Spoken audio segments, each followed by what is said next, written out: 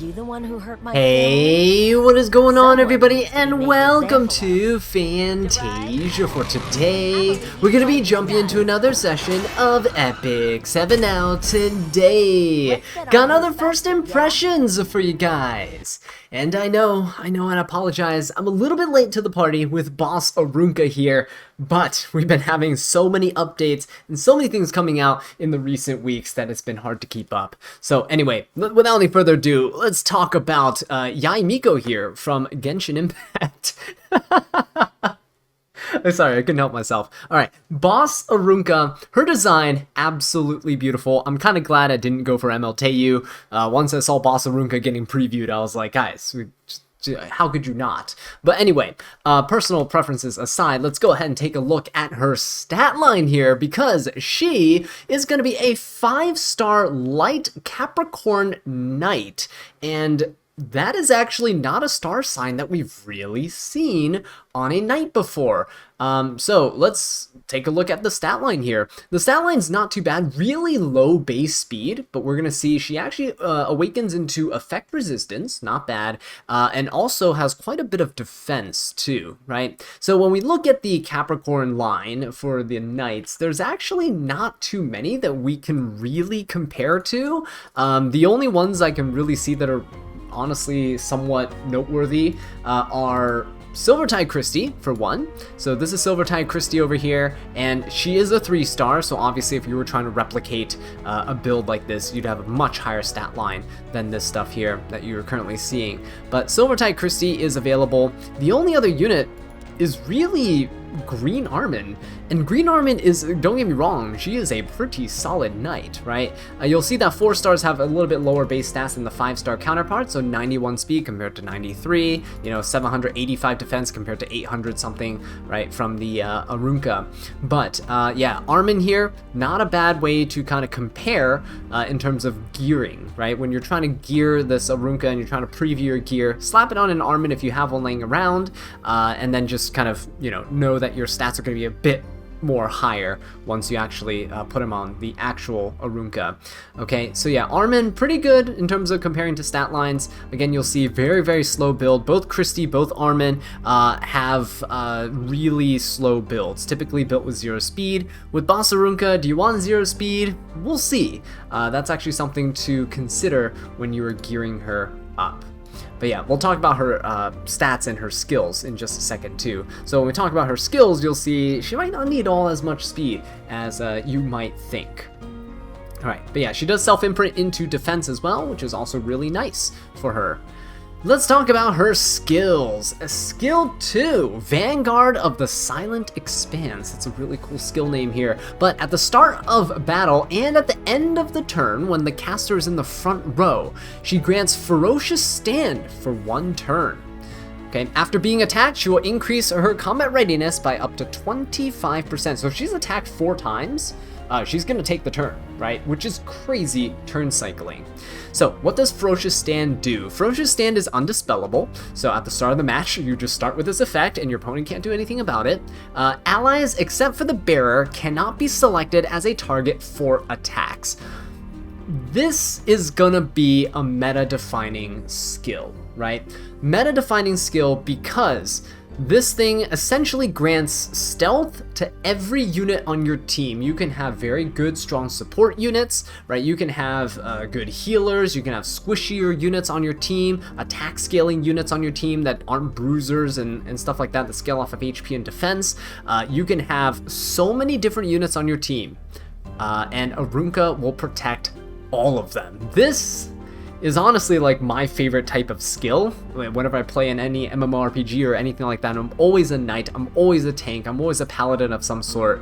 This is amazing, but I can see this becoming a really annoying skill to fight against, right? You essentially have to bring AoEs if you want to attack the units in the backline, or you're gonna just have to kill Arunka as soon as possible. Just keep in mind that every time you hit her, she's gonna gain a 1/4 of her combat readiness bar, so she's gonna be turn cycling quite quickly, especially because you're forced to attack her, right?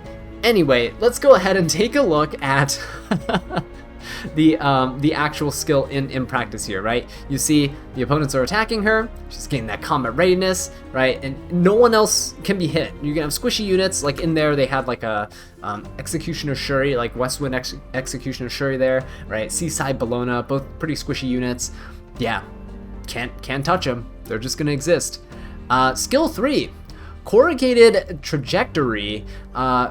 Coruscated trajectory. It attacks the enemy at an incredible velocity, dispelling all buffs before inflicting decreased defense for 2 turns. She also grants increased defense and a barrier to herself for 2 turns. The damage dealt and the barrier strength increases proportional to her defense. Right? So this is actually not bad. Not only does she give herself the protection she needs, the defense buff is going to be huge along with the barrier to keep her alive, but having a defense break after dispelling all buffs is pretty nifty. Now, are you going to be building her with effectiveness? Probably not. But are you going to be able to defense break some vulnerable unit on the other side? You probably will be able to.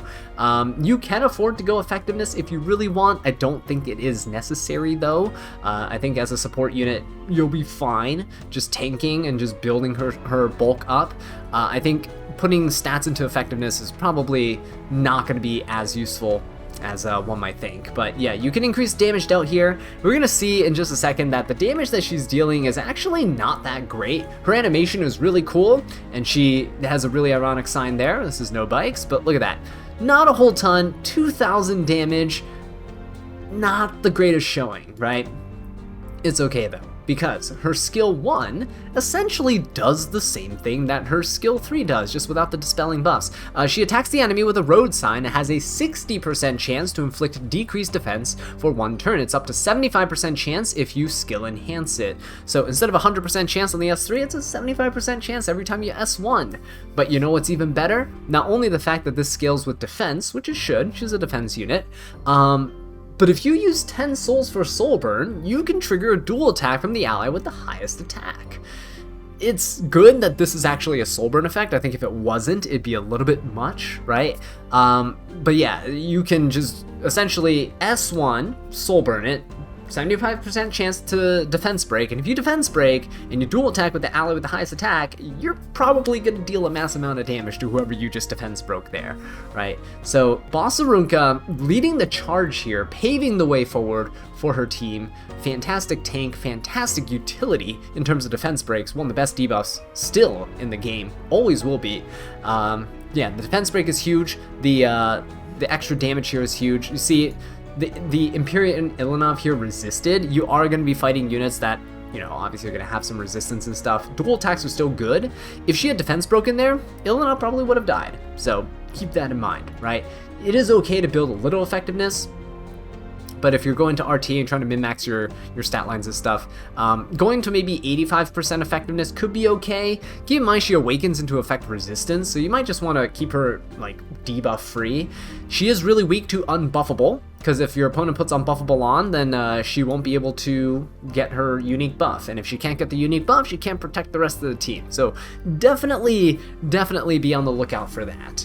Also, seal. If she gets sealed, then after her first turn, she can't really do anything to protect the team, right? She won't get her passive. So anyway, let's go ahead and jump into the game, and let's take a look at Armin. So with Armin here, we can probably equip some things here, right? So in terms of artifacts, it's really up to you what you want to use for your artifact. But let's just throw on, we'll talk about the artifact in just a bit. Knights have so many good ones, but let me just throw on a 4-star one just for now. Just for now. We'll talk about them later, just for the stat lines we see here, okay? So again, keep in mind this is a 4-star unit. When you actually put the gear on Arunka, it's gonna be different, right? It's gonna be higher. So if you're building a slow Arunka, because again, she gets 25% combat readiness every time she's hit, it's kind of ridiculous. You could actually go for a damage build with like destruction and stuff, and like crit chance and crit damage. I honestly don't think that's the way to go. Going for a counter build could actually be pretty nice, just because they have to attack her. You know, you can just hit them back and defense break them potentially. Speed set could also be okay if you just want a little bit of turn cycling and shenanigans in there. That's fine. Not necessarily going for a lifesteal build. I don't think that's worth it. And the other force set pieces, don't know, maybe a protection set actually. Protection set could be really nice for getting that barrier up and protecting everyone else on your team. I say this because if you're picking Arunka and your opponent wants to attack your other units, they have to bring in AoE attacks, and protection set will give those units on your team some extra protection. If they are stealth, they'll actually take half of the damage from those AoEs, so maybe they won't even be hit out of stealth, and maybe the barriers will still remain on those types of units. Could be quite nice, right? Revenge set, bit memey, but you could definitely use it. The slower your Arunka gets, the faster she becomes, right? That could be something that you want to consider, but I'm gonna leave that off for now. It's kind of a meme set to use here. And yeah, I think that's pretty much it for the 3 sets that are mainly going to be used. I'd say counter and protection seem pretty nice, right? When it comes to 2 set pieces, obviously you can go for more bulk with HP and defense. Resist could be okay too if you're just trying to round out some of your effect resistance, make her a little bit, you know, resilient there. You don't want to get that random unbuffable on her from some attacks. Immunity set could also be alright, especially because she's slow. You want to start off with immunity so you don't get your buff stripped, you don't get, you know, the debuffs laid on into you before you take your turn. That could be alright too. Would you go for penetration or torrent set? I don't think you really need her as a damage dealer. I think she is more, just looks like on paper, advertised as a straight up, hey, we're here to mitigate damage and that's all we're doing type of unit. So I don't know if I'd go for the damage stuff here. It could change with testing, right? But these are sets that are probably recommended here. Speed, counter, protection, HP, defense, resist, and immunity. Pretty standard stuff for a slower type of unit. Alright, so let's go ahead and jump in and check out the actual build here. So if you were, let's say, going for a protection set build, right? Protection set could be pretty decent. If you're wanting to build a protection set unit, actually, I think I have a decent one that I can transfer over from my A-Tywin. You guys will get to see what that looks like. You can build her with HP, you can build her with defense. Honestly, a little bit of both is probably a good mix. You could actually try for defense main stat stuff. You can see here I don't have any, so I'm gonna stick with HP. But look at that, we're already about to reach like 2,000 defense here, so not too shabby overall. If I wanted to go for some HP sets here, let's say, because I don't really have any defense sets, I don't believe. Let's see if we do. Oh, we do have a couple of defense set pieces. Hey, look at that. Actual, whoa, hang on. That's actually a pretty good piece there. Do we have a defense weapon that we can use? You know what? Yeah, why not? We'll just slap that on there. Look at that, almost 30k HP, 2,000 defense. Okay, a little bit of effect res, we don't really care too much about that right now. Yeah, 130 something speed, and look at that, that's plus 40 speed, she's really slow. You could swap this out for a speed boot. I don't necessarily recommend it, but I'll show you what the stat line could look like here. If you're building her slow like this, you just build her super tanky. We can sort by maybe defense, maybe get her some more bulk here. 15, ooh, really? 15% defense, all we got to show for, huh? I think it's actually, this one's a little bit better. You can mod out the effectiveness for flat defense there. Oh, you can actually go for this too, right? Again, mod out the flat HP for flat defense or something. So something like this, right? Again, you can get it to around 2,000 defense, 26k HP, not too shabby, and a little bit of effect resistance to boot. This is with a defense set. You can also go for an HP set as well. So if I were to, let's say, go back to this. Ooh, actually, that's pretty nice for a defense stat right there. I might actually go for this one instead. Yeah, let's do that. Do we actually have a defense for here? Not really. This defense stat's a little low. This, ooh, actually, this piece could be okay if I reforge this one, right? Oh yeah, almost 2300 defense, but you know, about 28k HP after I reforge this and we mod out something here. Could be alright, could be okay. So we'll keep, maybe we'll keep this one on, right? You could do something like this, and then maybe we swap out for HP set. Notice how Arunka's gonna be pretty slow. It's alright to have lower speeds here. You could definitely go for this. Maybe we mod out the crit damage for HP. That could work, right? Definitely works out quite well there. Yeah, we can definitely go for something like that. Sure, we'll keep that on. And of course you can reforge this. Again, keep in mind these stats are going to be way higher because, you know, Arunka's going to be a 5-star unit. And then let's say we go for something like that. You know, not too bad, not too bad. Pretty decently tanky. Oh yeah, we could definitely give up some speed for effect res there. Yeah, definitely. Look at that. Not a terrible build, right? Again, we can reforge the helmet. We can reforge the chest piece. You can have a very tanky. If you want to go for a speed build or a counter build, let's go for a counter build here. Maybe we'll take all these out. Let's see, counter build for defense scaling. So if we go for defense, hey, that's a pretty good piece right there. Right, let's do that. That's a pretty good one too. Good defense, sorting by defense here. I should have defense necklaces.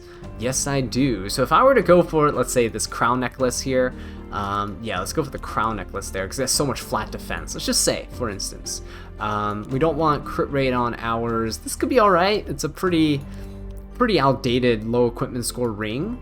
We'll see if we got an offset piece that we can use there, and then for this, ooh, we don't really have any boots here either. So we'll go for the weapon. Let's try to get a counter weapon instead. This is how you can shop around for pieces, by the way. Look for what you have, and then fill in the gaps with stuff that can compensate. You can't get defense on main stat pieces like this, but I can definitely throw in something okay. I mean, look at that. All that HP is really nice. I don't really want the crit rate or the effectiveness, though. This is something you can mod out the effectiveness for resistance, so it could be something like that right here. Yeah, we can probably do something like Sharoon's weapon there. Let's just throw that one on. You don't want anything with crit rate, crit damage, at least if you're not going for a full damage build. Yeah, we'll keep this on for right now. So 4 counter pieces. Now what we do is we go over here and we say, okay, do we want defense pieces, right? Do we have a defense ring at all? Probably not the greatest thing here. Yeah.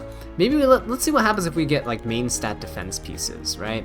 Let's go for HP defense, immunity, and resistance. Those are 4 things here. Ooh, it's not a bad piece, right? Let's throw that one on. Could also go for, well, it's not a bad Ludwig piece there that he was holding. You can get rid of the crit damage on this piece here for something else as well, maybe some resistance. Yeah, but we'll keep this crown piece on. So let's say we're building him with immunity, and let's go ahead and throw on, oh, look, perfect. Okay, that was not an immunity set there, but we don't really have anything else. Let's say you have an offset piece. Look at the defense you can have. Keep in mind, this defense will be even higher, okay, when she's a 5-star, and keep in mind that this defense, you get an increase like 500, I think, on top of this. You can literally have a 4,000 defense Arunka. A 4,000 defense Arunka. That's kind of nutty. But yeah, counter build can help you just defense break more things. It's kind of a gamble for your opponent. Do they want to get hit by a defense break? It's pretty bad to get hit by one. So yeah, not bad at all. If you want to go for a speed set, let's go ahead and one last build here. Go for speed. If you're going for speed, you want a little bit of turn cycling. So I have enough speed pieces that we'll just get all these things here.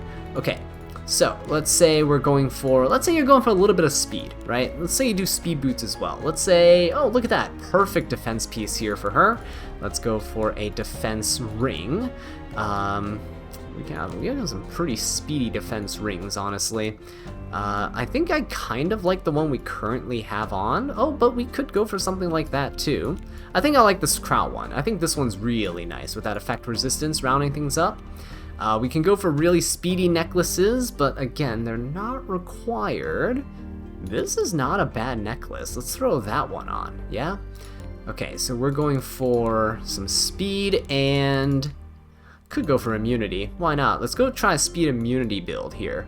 We don't want that. This is actually a really, oh my god, it's a really nice piece on my D-Gem Politis.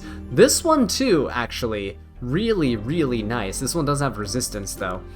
We'll do this, okay? Go for the helmet. Let's see, the highest defense helmet here. Oh, that's a nice one. Yeah, we'll throw that on. Could be pretty good. I mean, the Ida can be, this thing can be modified for effect resistance there. This one can be reforged to get even more, but I don't like the attack and crit there. Don't want the effectiveness. Yeah, this is actually pretty fun. Oh man, yeah, let's go for this. That's a decent immunity helmet, right? Not the best, but not the worst either. Let's get rid of these. We just want a speed piece here. Let's go for some HP. And let's go for anything that doesn't have useless stats. So we could go for something like either one of these.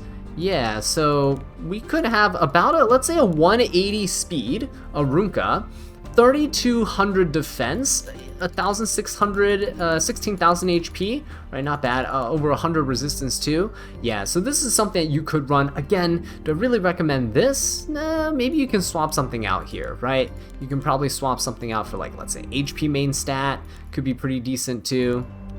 I really don't have anything here to swap out, but oh, actually. Hang on, I take that back. You can definitely swap it out for this one.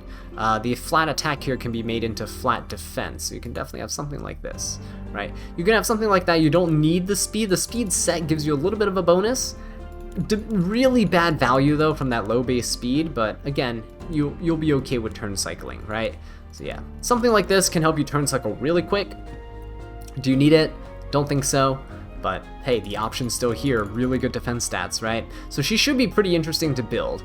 So yeah, that's it for the equipment. Let's talk really quickly about her artifact choices. So I threw that on Armin just for the base stat increase. But if we go over to the knights here, we can see artifacts. Elber's Ritual Sword, don't go for this on her. It's only when an ally except for the caster is attacked, and she's going to be attacked a lot. I'd recommend something like Bastion of Perlucia. Very strong artifact because it grants herself and the back row ally immunity for a turn and barrier. Now, it depends. If you're building her with a bit more HP, like that protection set Tywin build there, could be good to run Bastion of Perlucia on her for that immunity turn 1 and for the backline unit. But again, not fully necessary.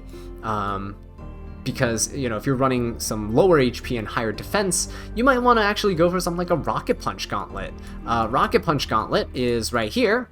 So after attacking with a single target attack, you have a 100% chance to inflict additional damage to the target. So if you're running those like 3,000, 4,000 defense Arunkas that I was showing you earlier, this could be an easy way to inflict a ton of damage to the opponent, right? So this is definitely something up for consideration.